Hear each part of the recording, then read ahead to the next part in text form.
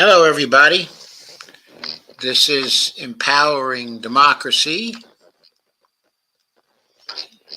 and I'm Joe Firestone, your host, of course.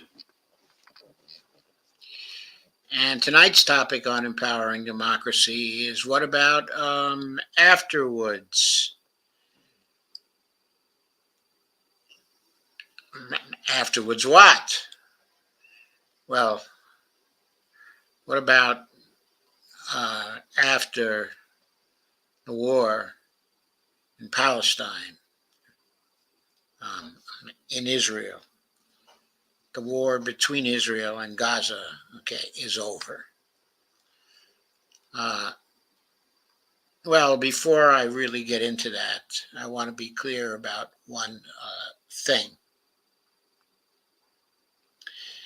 Even though Israel declared war, on Gaza, from the standpoint of international law,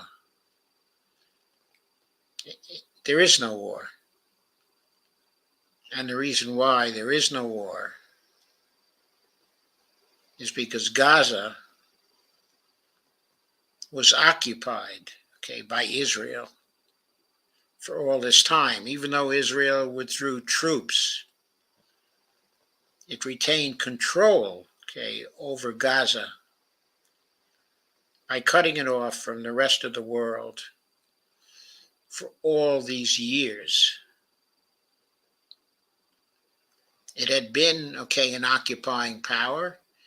It acted illegally, according to international law, as an occupying power, committing human rights crimes.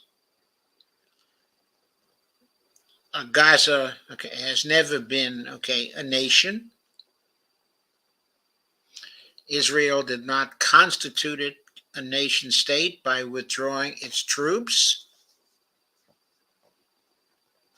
So what Israel has been doing is, as the occupier, it's been attacking, the occupied continuously for this time in various ways. All that it did after the Hamas attack, on October 7th, was to change its form of occupation once again by using military and force to reinvade Gaza. That is, it's war, and not simply to reinvade Gaza, but to bomb the living daylights out of Gaza and out of the civilians there. That's what has happened. So what we're not talking about is after the war is over. What we're talking about here is after this round of fighting is over. What is likely to happen and what ought to happen. In my discussion, the first thing I want to do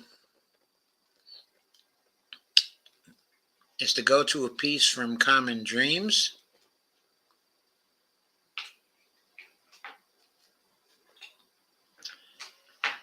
which is about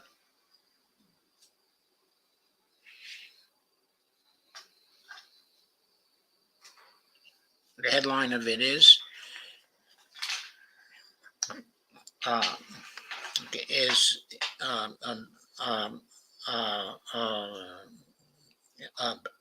in the middle of rising internal dissent, the U.S. State Department claims Israel is not guilty, of genocide. This issue, from the standpoint of international law, is important. Quote, the United States is not simply standing by, failing to prevent or punish genocide, but genocide against Palestinians It is actively enabling and supporting the gravest crime under international law, making the U.S. complicit, unquote. One attorney argued. This article is by Jake Johnson. It was published today. A spokesperson for the U.S. State Department said Monday that the Biden administration does not believe the Israeli military's assault on Gaza and displacement of more than 70% of the enclave's population amounts to genocide, rejecting the conclusions of outside experts who argue the ongoing attack is a clear case of the most severe international crime. Vedant Patel, the State Department's principal deputy spokesperson, said during a press briefing that the U.S. government has a rigorous process for evaluating whether something constitutes genocide. We have not made that assessment in this case. He argued that, at a press briefing. I'm not going to play his argument because I have a lot more to cover tonight. Patel's remarks came amid rising dissent inside the State Department over the Biden administration's unwavering support for the Israeli government.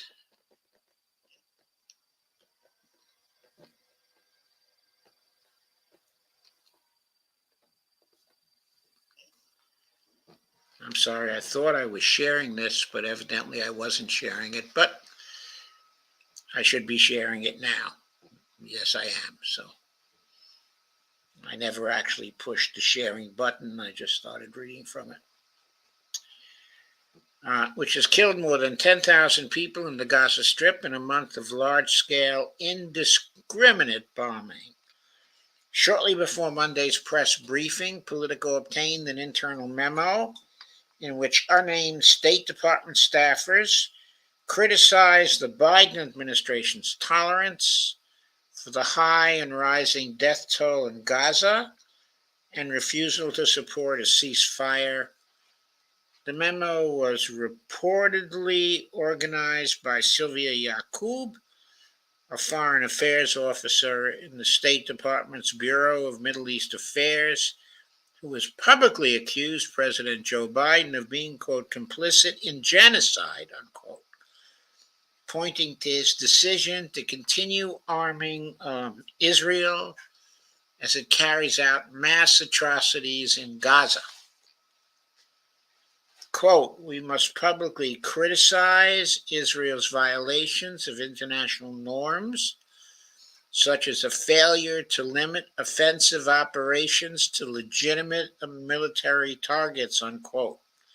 The memo states, Israel supports settler violence and illegal land seizures or employs excessive use of force against Palestinians.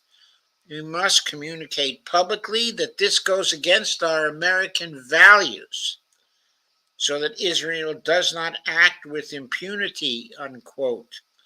The memo comes a week after human rights attorney Craig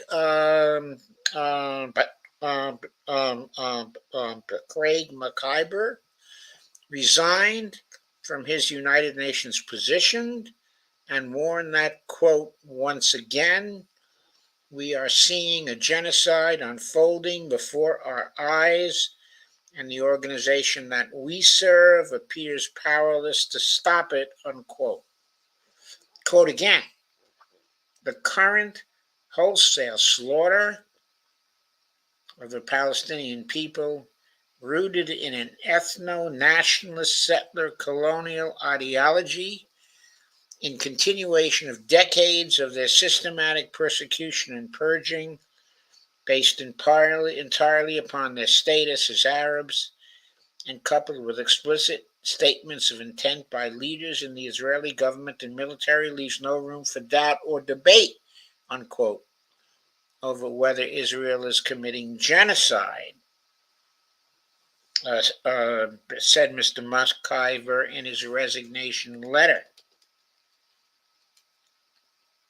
One thing we know about genocide, this is a quote, is that it often begins with ethnic cleansing. In fact, that's what happened in the Holocaust, unquote. During Monday's State Department briefing, journalist Sam Hosseini invoked the letter of Mokhiber when pressing Patel on possible U.S. complicity in genocide. Patel responded that the U.S. will continue to urge Israel to, quote, make a distinction between Hamas terrorists and Palestinian civilians, unquote, a plea that has not stopped the Israeli military from bombing refugee camps, homes, bakeries, schools, and healthcare facilities. Legal experts and scholars of genocide, including prominent Israeli historians, have argued that Israel's relentless bombing and siege of Gaza, combined with dehumanizing rhetoric used by top Israeli officials and leaked ethnic cleansing proposals, represent stark examples of potentially genocidal acts. Israel has quietly been pressuring Egypt to accept hundreds of thousands of Gazan civilians for the duration of the war, a proposal that has thus far been rejected due to fears of permanent displacement. Raz Siegel, an associate professor of Holocaust and genocide genocide studies at Stockton University, I believe that's in New Jersey, has called Israel's military campaign in Gaza a, quote, textbook case of genocide, unquote. In an appearance on MSNBC over the weekend, but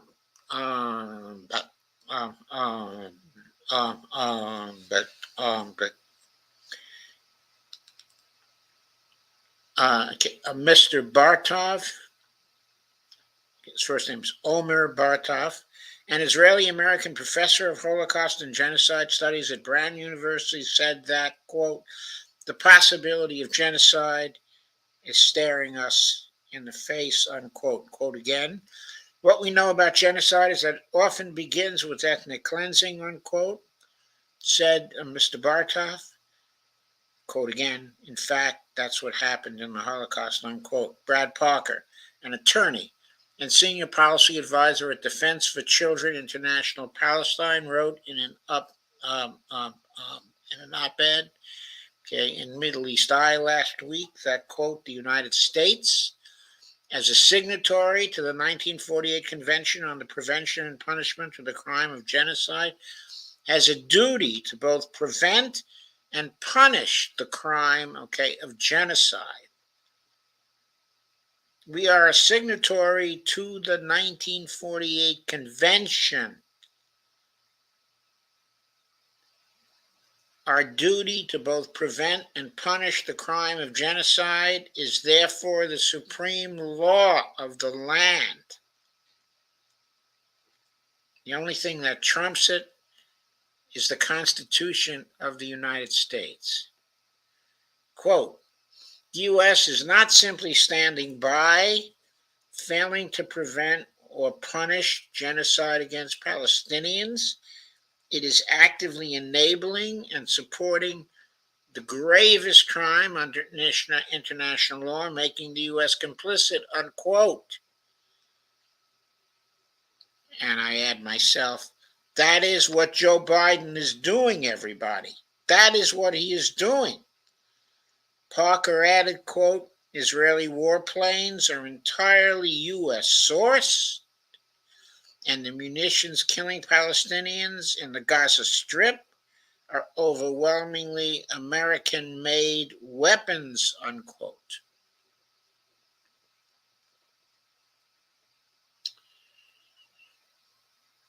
So I want you to keep all that in mind as I move on to the next article. Let me share that for you.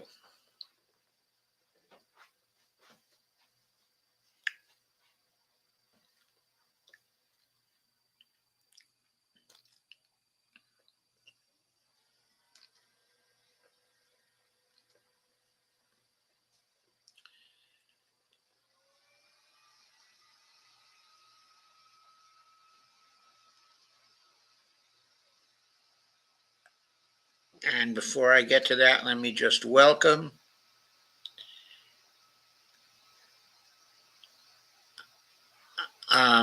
Kay Ryan. Hi, Kay. Brandy Weaver. Hey, Brandy. By April Mono, otherwise known as Andy Candy. Steve Brandt. Hi, everybody. I'll go back to your comments in just a little while. But here is Mr. Netanyahu, Prime Minister Netanyahu, the war criminal himself. Netanyahu suggests Israel plans to occupy Gaza Strip for, quote, a indefinite period. So he is saying that after the fighting is over, he's suggesting that Israel is planning to continue the occupation, that that's what's going to happen afterwards. This is by Jake Johnson on November 7th, 2023, from Common Dreams. Israeli Prime Minister Benjamin Netanyahu said in an interview aired late Monday that his country intends to exercise control over the Gaza Strip for an indefinite period after the end of the current assault, which has decimated the infrastructure of the Palestinian territory and killed more than 10,000 people. And of course, it's not over yet. Asked by ABC's David Muir, who should govern Gaza when the war is over, Netanyahu responded, quote, those who don't want to continue the way of Hamas, unquote. And I have to say, in response, at this point,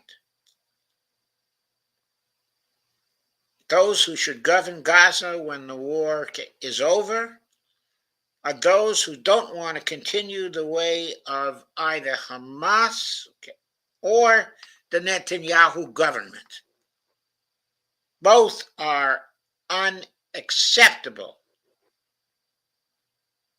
but especially the Netanyahu way is the most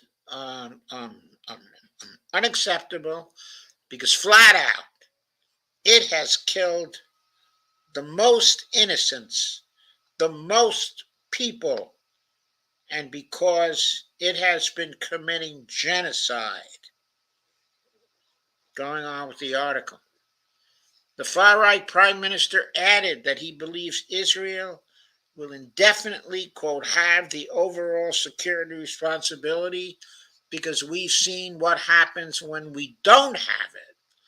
And we've also seen, and this is me now, we also have seen what happens when they do have it.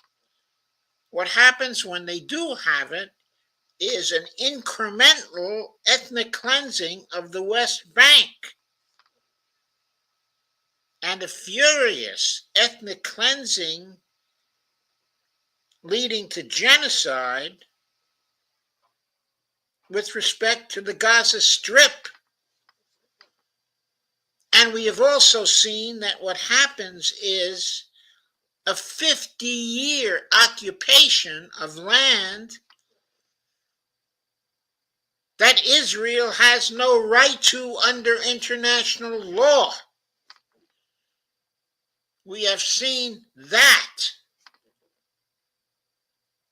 It is time that the Israeli occupation of these areas be ended by the international community. It is the responsibility of the international community to end these occupations, both of Gaza and also, of the West Bank. The occupations must be taken over by others, must be taken over by a peacekeeping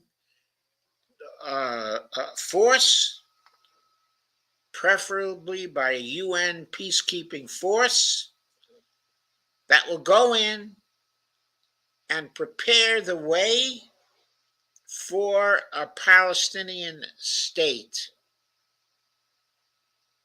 And that state should not be limited both to the West Bank and to Gaza. There must be negotiations that end up with a Palestinian state that has contiguous boundaries, and there must be negotiations with the Israelis, if necessary, to be trading territories so that such a contiguous state, which has a chance to develop and prosper, can be created.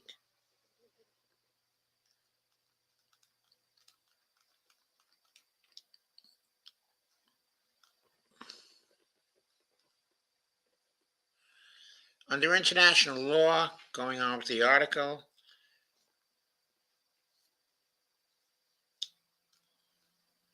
a territory is occupied if it is, quote, placed under the authority of the hostile army, unquote. Israel claims its decades-long occupation of the Gaza Strip ended in 2005 when the country withdrew ground troops and removed settlers from the enclave.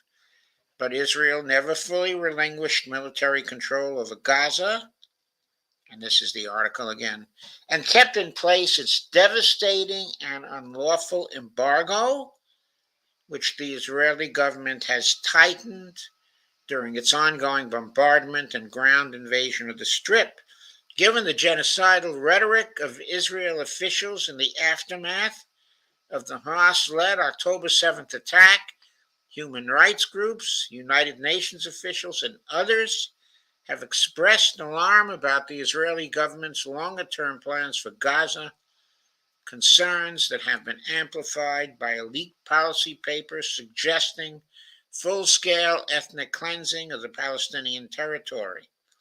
Former Greek finance minister Yanis Varoufakis, co-founder of Progressive International, called Netanyahu's remarks to ABC a, quote, clear and succinct statement of the Israeli government's intentions. Quote, Israel plans to reoccupy a part of Palestine after having cleansed it of much, if not all, of its Palestinian population, unquote. Varoufakis wrote on social media, quote, in short, Israel's official policy is to violate the Geneva Convention and to pursue a war crime. And the United States is complicit in supporting that intention at this point. And the United States is a signatory to the 1948 Geneva Convention. Netanyahu's comments came weeks after U.S. President Joe Biden urged Israel not to occupy Gaza again, quote unquote, saying that would be, quote, a big mistake, unquote. Israel has repeatedly ignored mild U.S. calls to adhere to international law and ensure protections from Gaza civilians, tens of thousands of whom have been killed or wounded by the Israeli military's indiscriminate bombing campaign.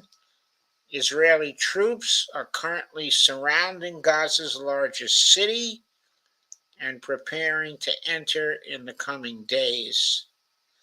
At Biden's request, U.S. lawmakers are readying a $14 billion military aid package for Israel, despite growing warnings that their unconditional support for the Israeli government's assault on Gaza could make them complicit in genocide. And at this point, I have to add to the article this comment. How could it not make them complicit in genocide? If that $14 billion is used by Israel to continue with its bombings of Gaza, its indiscriminate bombings, and its assault on Gaza City, how could giving the Israelis that $14 billion not make the United States complicit in genocide? In my view, it surely would. What legal rationale could the United States use in this instance to claim that it was not complicit in genocide? I'm being joined by someone, probably Dee. Hi, Dee. Nice to see you. Hello, good to see you too. I am reading the article from Common Dreams about the Netanyahu statement. Oh, him. Israel plans to occupy Gaza for an indefinite period, and I am making clear the genocidal implications of that, and the implications of the $14 billion U.S. military aid package for Israel. The implications of that undoubtedly mean that the United States government would be complicit in the further pursuit of genocide by the Israeli government. Joe, what I want to bring up, when I had heard about this, I was thinking about how we covered the oil fields, the gas fields, Yes. Marine 1 and 2, outside of Gaza. You think Netanyahu wants to get his hands on all that? It may be that he wants to get his hands on all that. Okay. I don't know. I don't think it matters. He's pursuing genocide. Yes, he is, He's and it's pursuing the disgusting. ethnic cleansing. That is what matters. Yes, In exactly. the That's what United matters. States, it doesn't matter why. Okay. And the United States is complicit in facilitating his doing that, and our government is refusing to do what it can to stop him. And of course, one of the things it can do is just to command him to stop and say, we're going to withdraw all support from Israel if you continue this. And the other thing we can do a number of different things. Oh, yes, we That's can. one thing we can do. The second thing we can do is to say you're not getting that $14 billion in aid. The No third aid. thing we can do is withdraw our carriers from the area. Mm-hmm. The fourth thing that we can do is send in the CIA, who's probably all over the place there, okay, in any case, and foment a coup. So the Mm-hmm. Netanyahu government is no longer in power. There are many things the Biden administration can do. Its statements that it is powerless are ridiculous. Yes, it is. And there was a meeting with a CIA person over there with Netanyahu's government. Oh, I'm sure When they're the, meeting with his government now.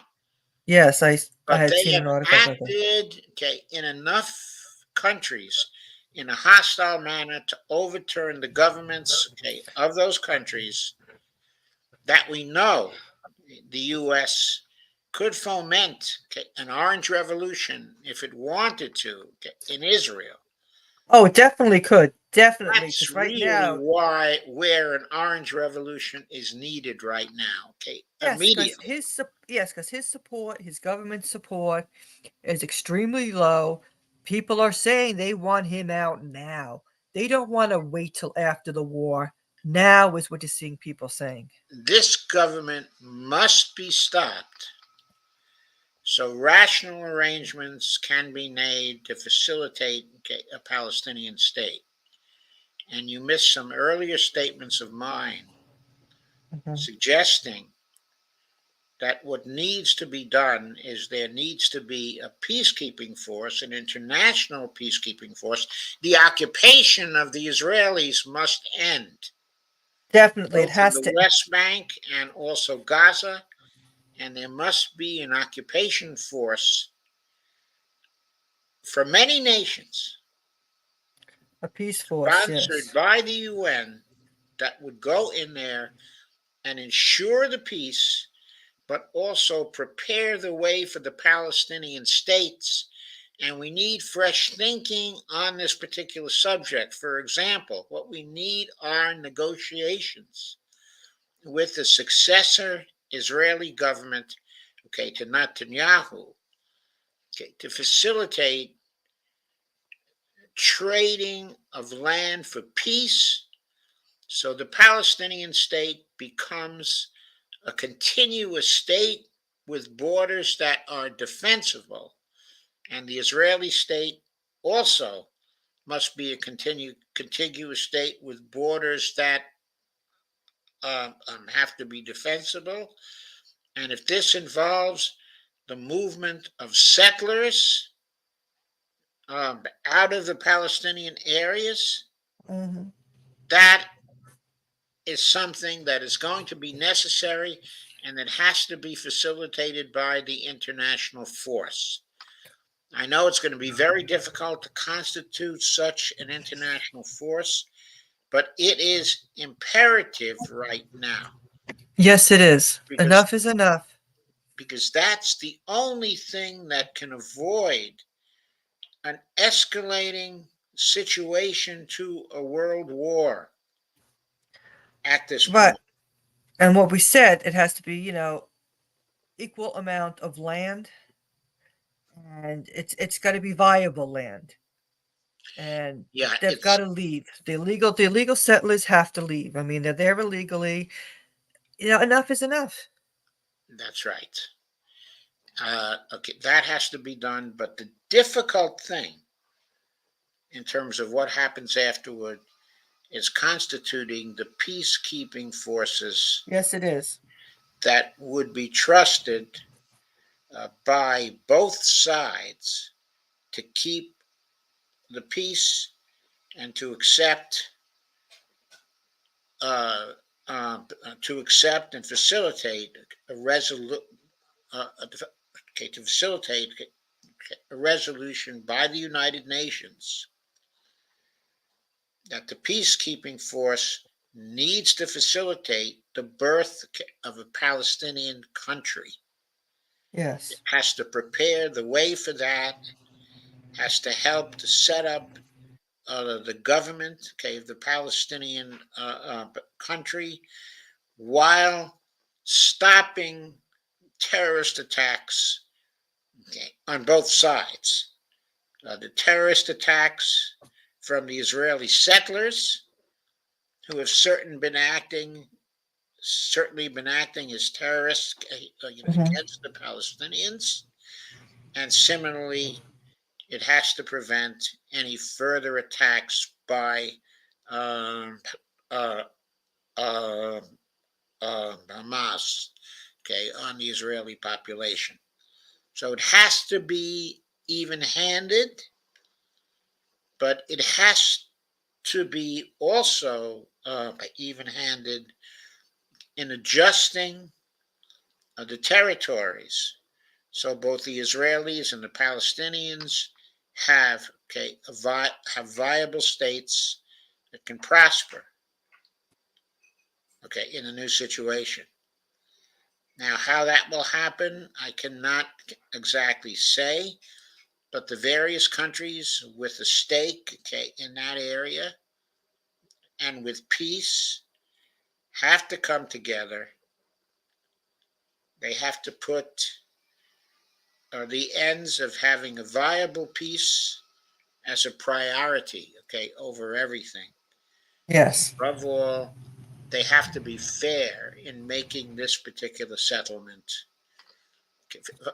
fair to both sides.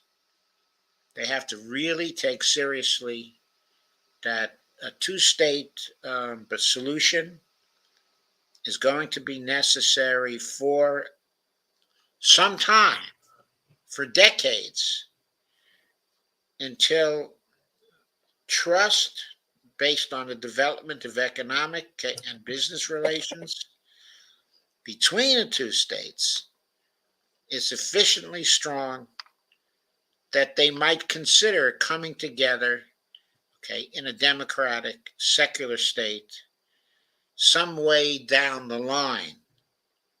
It's going to take decades for the Mhm. trust between the two states, to actually develop, so that a one-state solution with neither side being coerced would be possible. In my view, that is not realistic right now. Oh, by And the the what? way, in this settlement, both of the states, the Palestinian state, and the Israeli state, must be secular states Hmm. where the human rights of all the parties are, are guaranteed, by international law and by the peacekeepers.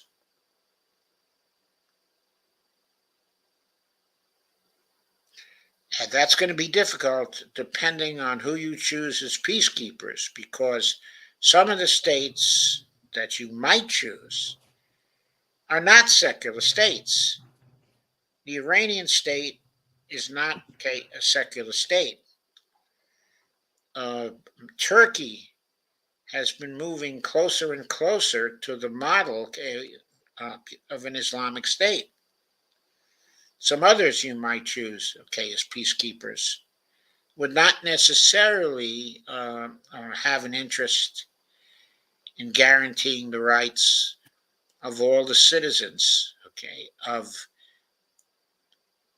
the two succeeding states. But I believe that can be the only basis for a long-term solution here.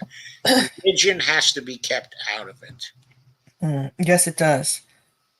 And that's the thing with Israel is the fact it's the ultranationalist, that group that for years the normal population, let's say secular or just the average Jewish person, they kind of they were there, but you never gave them, it was like, okay, live and let live.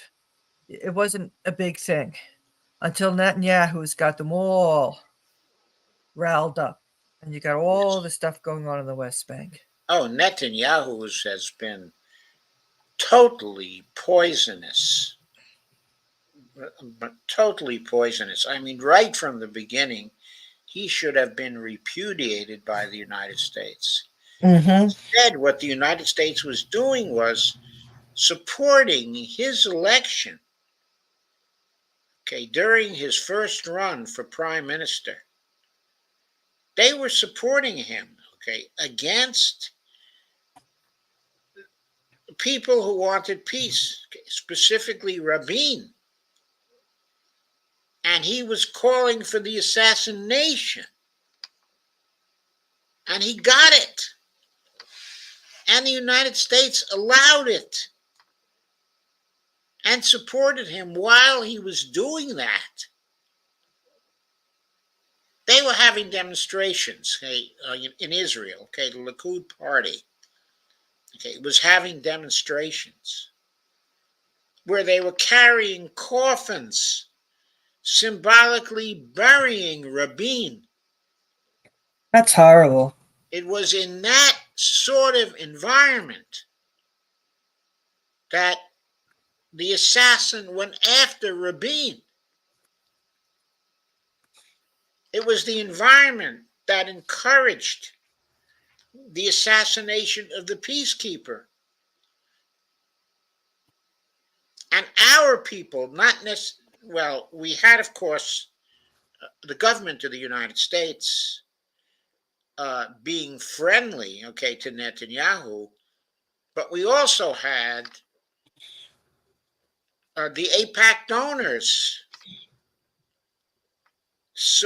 interfering, okay, in Israeli elections and supporting Netanyahu, and all of these going ons.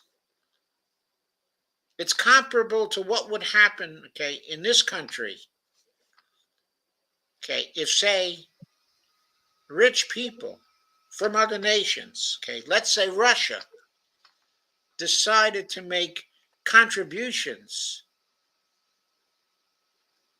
to Trump's campaign, and Trump's people engaged with that financial support in similar antics, basically urging the assassination of Biden. How would we feel about that? How would we respond to that kind of thing going on here in the United States? Yet we and our private donors facilitated that in Israel in the run up to the assassination of the peacekeeper.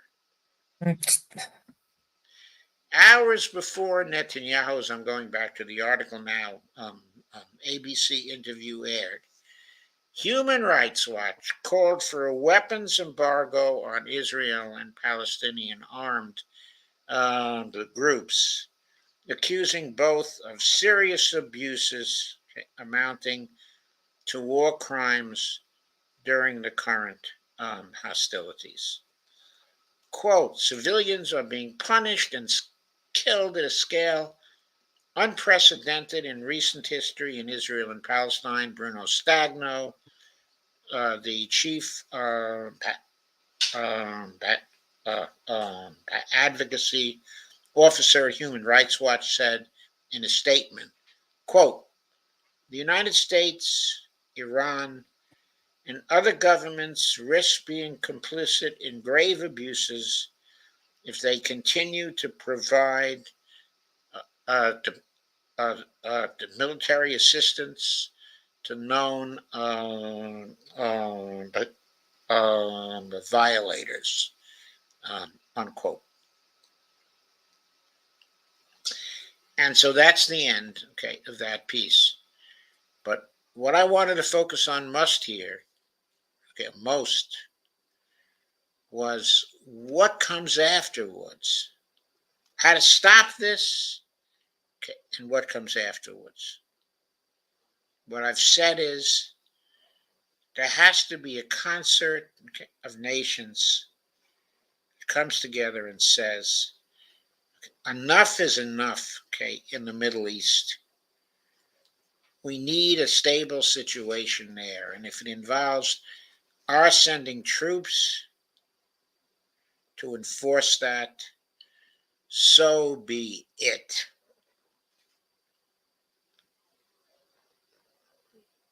The Israelis are simply going to have to withdraw, cease the occupation. The peacekeeping force sponsored by the UN is going to have to come in and take over the occupation. And there are going to have to be occupying forces that are trusted by both sides. It's going to be a tall order to find those occupying forces. I think a lot of them may have to come, okay, from India. I think some of them may have to come from China. Some of them may have to come from Russia.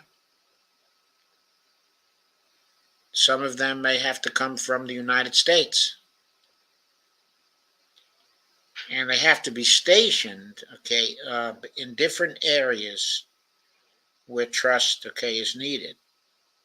Fairly obviously, the American troops, okay, the American forces, okay, if they were there, would be in certain areas in order to protect, okay, the Israelis. The Chinese and Russian troops might be, okay, in certain areas where it's necessary to protect the Palestinians from the Israelis. And in certain other areas, there might be a role, okay, for Indian troops. I haven't thought this through actually really carefully. I was trying today to come up with some out of the box um, um, um, uh, um, um, um, ideas. These are my first thoughts, okay, on these ideas. Obviously, they are half baked, but the fundamental idea that the occupation has to be ended and that there has to be an international force, okay, from the UN sent there to help to birth, okay, a Palestinian state. Those are the core notions. I think that is the way to settle this conflict and build a security framework so that the two states are able to develop in a constructive way, okay, and to go forward. And I think this is also a way of bringing a fair settlement that the Islamic world will be able to accept.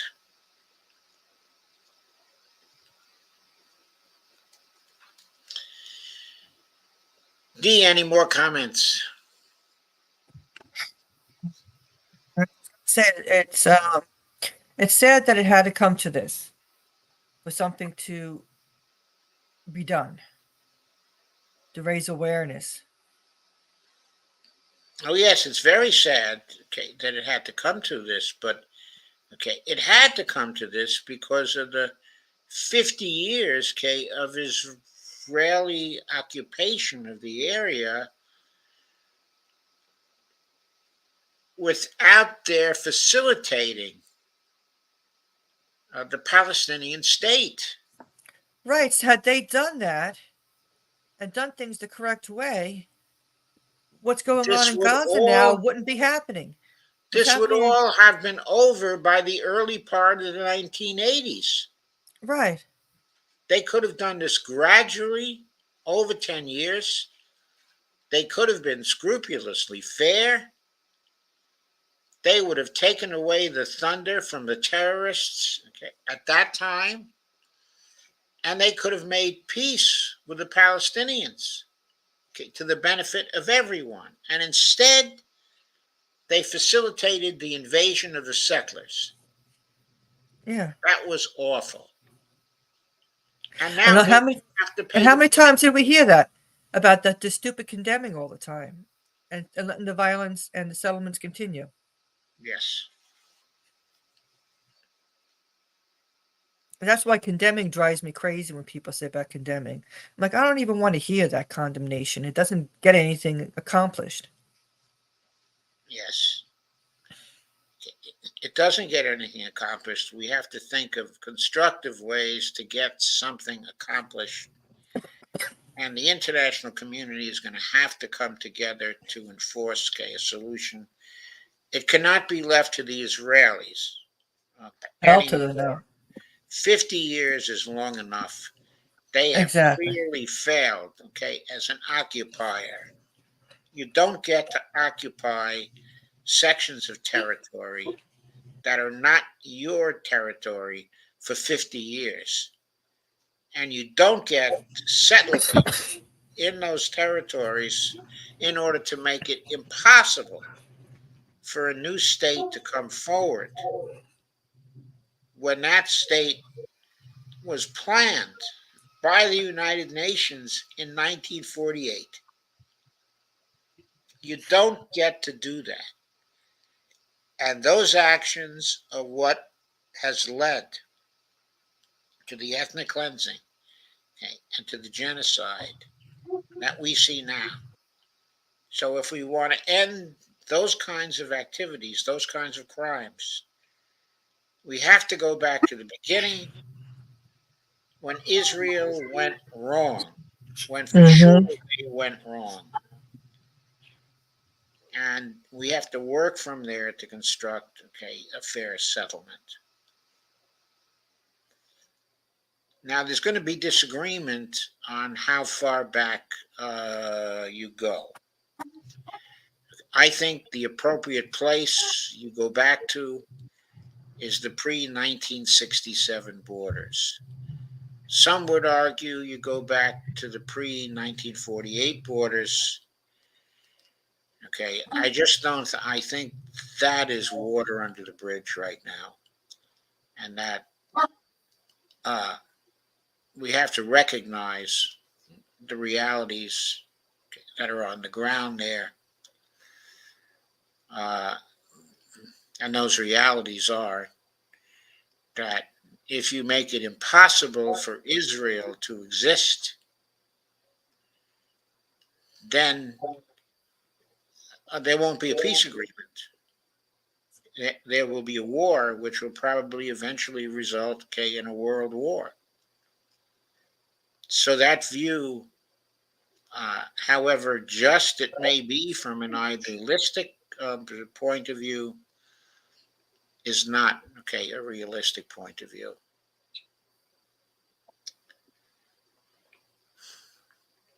I'm going to move to the comments now. Okay. So April says, why would the world think the U.S. would ever agree towards genocide when they still deny what their forefathers did to indigenous tribes and refuse to pay um, reparations to other groups? And then a number of people greet one another. April says that, but denial ain't just a river in Egypt. Yeah, I certainly agree with that. April says, I think I read over 4,000 Palestinian children have been killed due to this current extermination. Enough said. Okay, it's very close to 4,000 but children. It may be over that now. I haven't kept up, okay, with the daily toll, but about 2 days ago, it was very close to the 4,000 children, and it's probably over that now. And it was probably over that then if you counted the children, okay, who were under the rubble or likely under the rubble.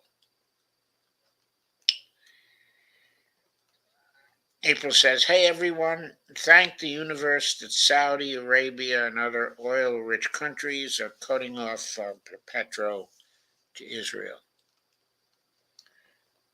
And Kay says, hi, Brandy. And Kay says, Yahoo wants to be a dictator.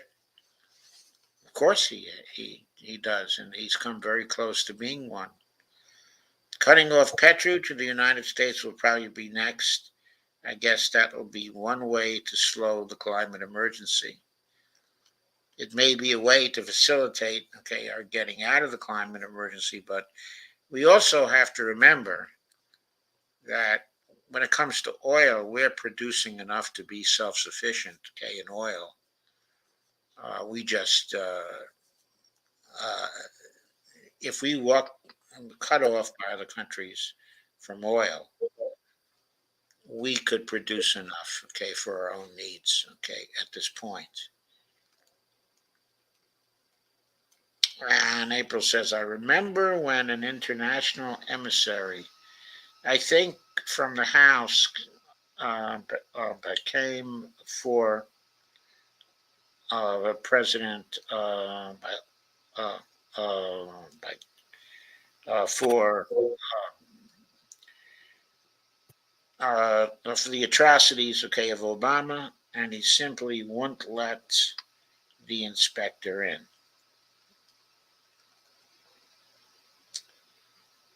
And then she said, from the gouge, correction, I think you meant from the Hague. She said, goddamn autocorrect. Yeah. I'm afraid that some huge war breaks out. The Far East will win. Well, not the Far East, but the Middle East. And we women will have to live under Sharia law. Oh, Well, at this point, at least, the people in the Middle East do not have atomic weapons, though some nations are close. April says, sorry, still trying to type rocking baby. Um, um, um, April, how old is your baby? Kay, this set of twins are 4 months old. Wow. Kay says, oh my, you have your hands full, honey. Jawad Jawa says, hello. April says, I'm so exhausted, Carrie. And they're both teething. And Kay agrees. Uh, so that's it for our comments. So, unless you have some more comments on my proposals for tonight, okay, the D. well, I think, I'm on along with the line that we've got to really have something set up. Um, like we said, a viable two-state.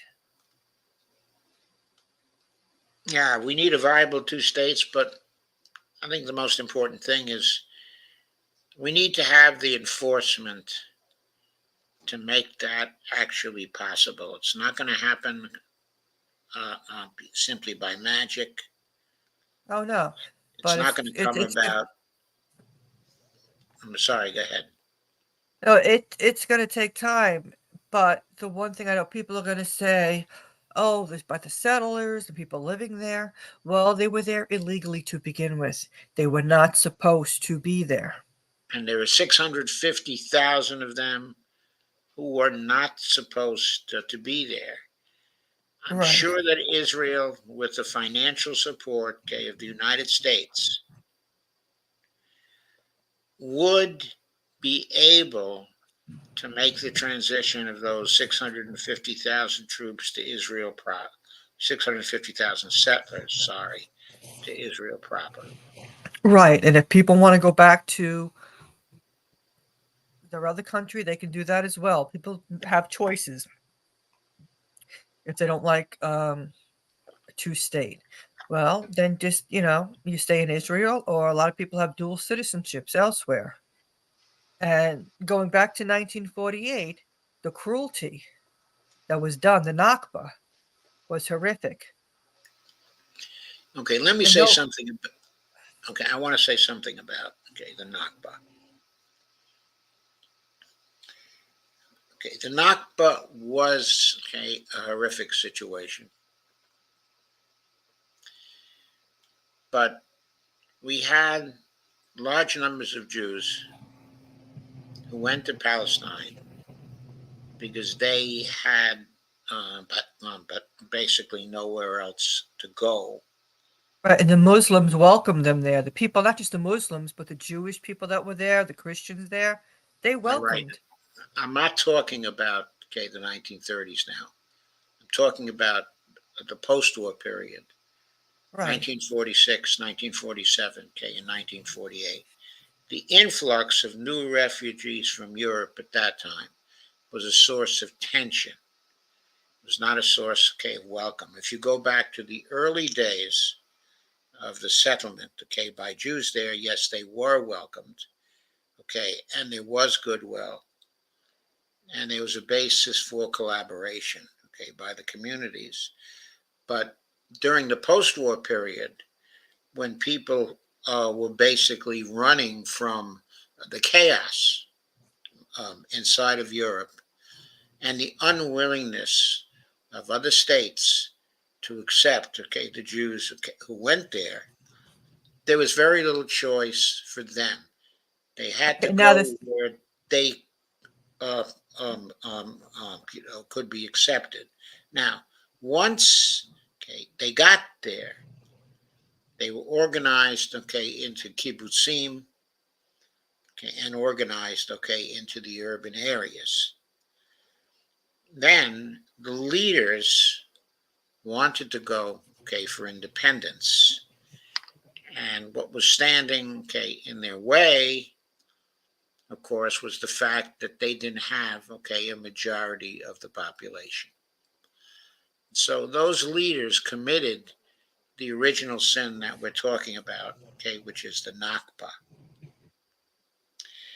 And what they did was, in certain areas, and not really in so many areas. In other words, we know about the Tortula, atrocity, and we know about also the Deir Yassin atrocity, because we went over those. And we know about, the atrocity, in the Negev, where the Palestinian communities were attacked by Jewish but settlers, and were driven out, of their places. But what was also happening at the same time was roughly the same time, was when independence was declared, the Arab countries, all five of them, attacked, the new state of Israel at once. So what I'm trying to say is there was a state, of war there, and that affected the actions, of the refugees who were leaving their land, because a lot of them were leaving their land. Of course, they were afraid, of the Israelis, but they also thought they would be able to go back, because they thought that the five Arab nations were going to win the war and would facilitate their coming back to their properties, in Israel. So part of what happened was due to the fact that the Arab nations both attacked and encouraged, the settlers. Now, I have to agree with the assessments of the historians, the Israeli uh, uh, uh, uh, historians, who apportion most of the blame but to the settlers, But they were because, gangs. Remember, they had the Zionist gangs were really the ones that were yeah, there the were gangs. violent There were, ones. yes, there was the Irgun, which was a terrorist organization. It was attacking the Palestinians.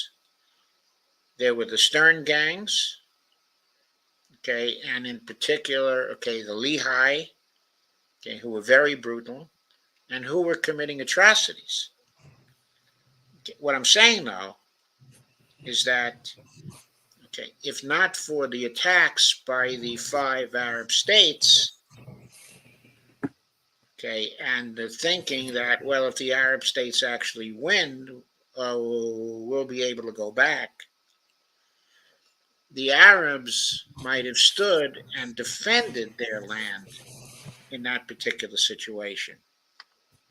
Well, we don't know because those gangs were vicious. They were vicious gangs. We don't know, because those gangs were vicious, but those gangs were not very well armed at the time. In other words, they were not, uh, the the military forces of Israel at that time, uh, uh, were very weak, and were basically operating with small arms. And if a resistance had been organized by the Palestinians, they might have been able to stop very much of that. Okay, what I'm saying is, and I'm not trying to place any blame, on the Palestinians. They were Right. acting rationally, in that particular situation. What I'm But I saying also want, is, yeah, but I also want to bring up something else that you had those Zionists with, wanting the Jewish people to get into Palestine. So you had in absolutely, the USA and you had Europe not intentionally not taking in Jewish people because they all had the goal of getting the people to Palestine. And yes, that's where I think that was a factor, in that that was a situation. factor, and China didn't go along with it. Like I said, China took in a lot of people, but it's that same thing. And when you look at the US, I think the US interest was mainly to have something in that area. It didn't matter Yes, I what agree. group of people would have been there. It didn't matter who it was, but it was somebody with who they could work with and have that, somebody in that region. Right. Okay. So what I'm saying is, the Nakba was the outcome of a complex, of different factors here. Okay. Okay. And since it was, I don't think it's entirely fair to put the whole blame, on the settlers. Well, I don't say the That's settlers, I say the gangs. Can you hear them, people talking and what they did? The yes, old soldiers, they were gangs and they just talked about, oh, we just shot, shot, shot, shot, shot. And they just would, yes, they killed go through people. Yes, homes, they telling killed people people. to They get out were, of their houses, yeah, telling them to get out. They couldn't even have their clothes. You know what I'm saying? Just how whatever they were wearing, they were kicked out of their homes or they were going to be there's no killed. question, that it was a horror, and that the state of Israel was born, in original sin. Okay, no question, about that. But you can't resolve, the original sin, now by taking the 7 million people who were there, and driving them out of the area. Okay, because the realities in that situation are not going to allow you to do that. Not without, a world war, Right. and we can't have that. Right. You have to have a safe, when you talk about a Palestine, you have to have a safe Palestine. Because when you have little areas here, little areas there, you know what I'm saying? All those little settler things that they built, Yes, you but have to get rid of all of that to have a viable state that's not going to be that people can travel around without a problem. I completely agree. Okay, I also think there should be reparations to the Palestinians, for the Nakba, Right. and those reparations should be shared by all the forces that were involved, in creating the Nakba. Okay, Yeah. it shouldn't be just a matter of these Israelis. The US was behind. The US and Europe were the ones that were Yeah, the U.S. and Europe, and were the big England, factors. Yeah, they were were the big factors. all involved.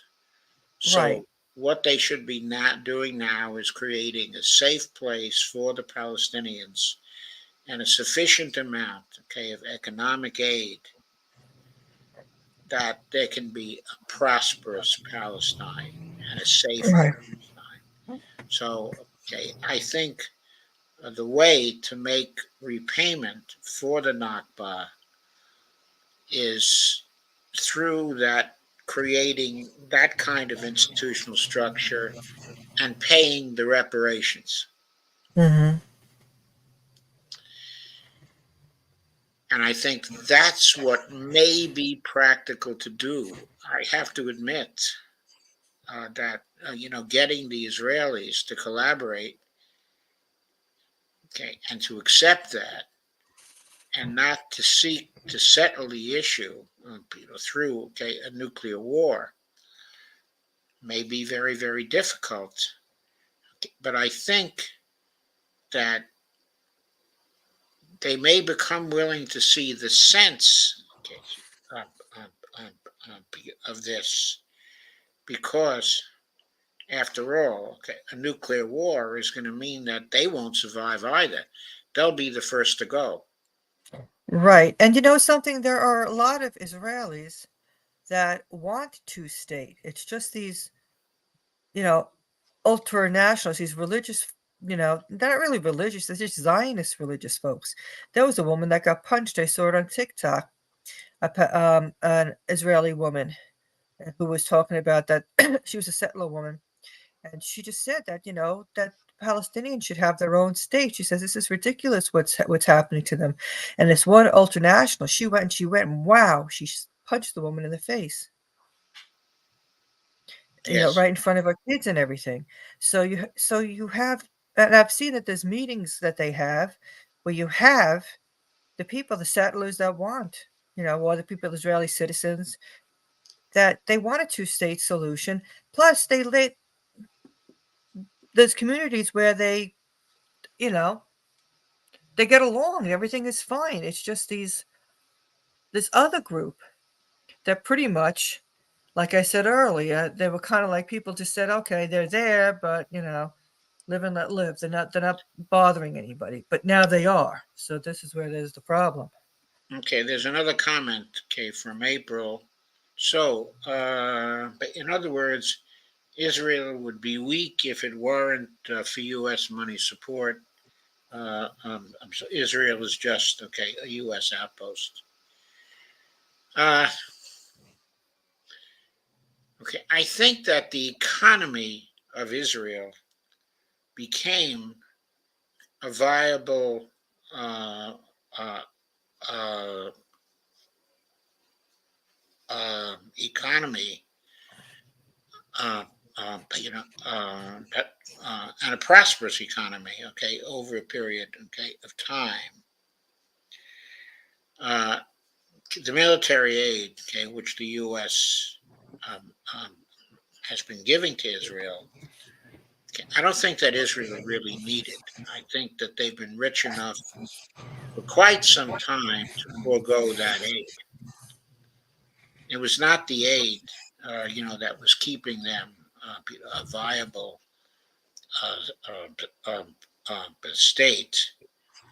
It was just basically feathering uh, uh, uh, uh, their military nest. Okay, but of course, over time, the Israelis have been getting militarily weaker compared to their surroundings. They, like us, have been weakened by extreme capitalism, okay, and by neoliberalism. And I think they've allowed their military strength to weaken, okay, over a period of time. I don't think they've been properly training their soldiers. Okay, I don't think that they have the same kind of willing military force, really gung ho military force that they had during the 1970s. Okay, I think the reserves are relatively fat, okay, and soft, because for a long time, they've been playing with a predominantly capitalist sort of economy.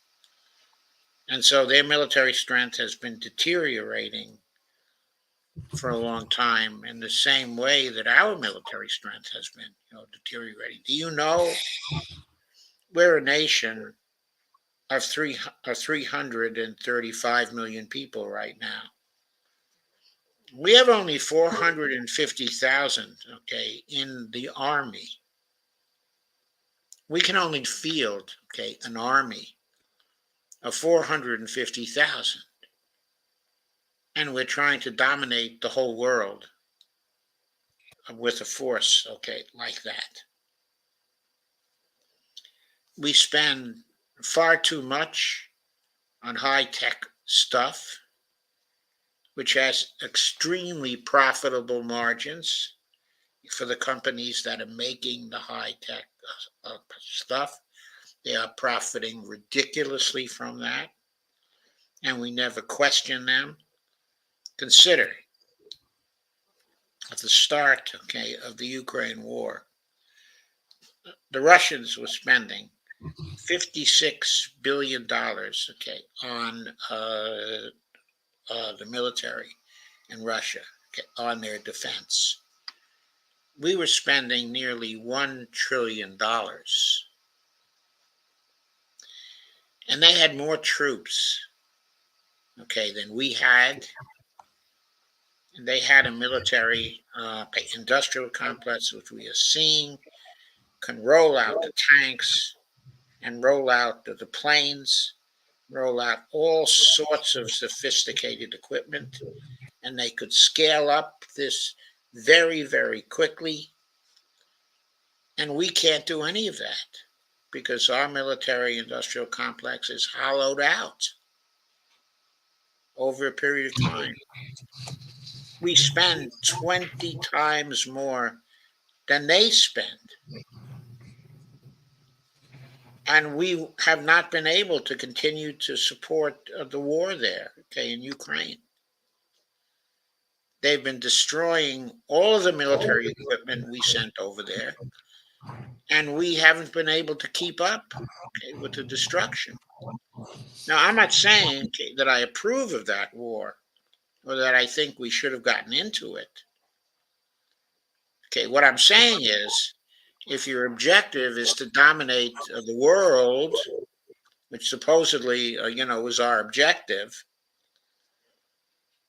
then you have to create, okay, a military industrial complex, which is as thin and lean and mean, okay, as possible, and the industrial backing for that complex has to be efficient and has to focus on the right things.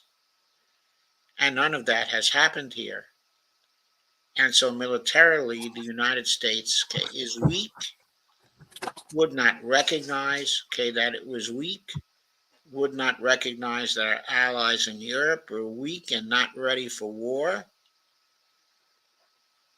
And yet we pushed the Russians into a war anyway,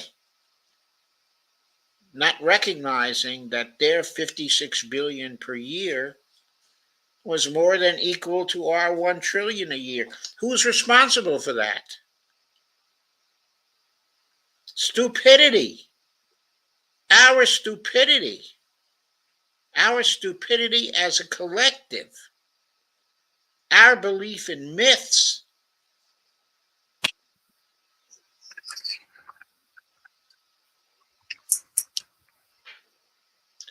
Okay, anyway, what I was trying to say was the Israelis and we, in a way, are part of a single system. And we both fell prey to the weaknesses of that particular system. What is the right wing, okay, in Israel? It's full of the rich people. Okay, it's full of the capitalists. Okay, as well as the religious nuts. Okay, they're all together. And they've all been ruining Israel, okay, as a country. Okay, and we have those same types of people here who've been ruining our country too and destroying what was supposed to be, okay, a democratic system. And they're destroying us, okay, out of greed, out of a failure to perceive reality, okay, as it is, okay, in the wider world. And also, it's been destroying us because they're a group of people who do not believe in actual democracy and who have been trying to undermine, okay, our democracy for 50 years now.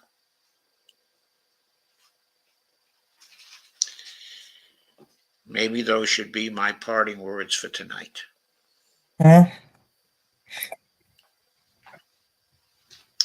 So good night, everybody. I think there's only one person here left right now.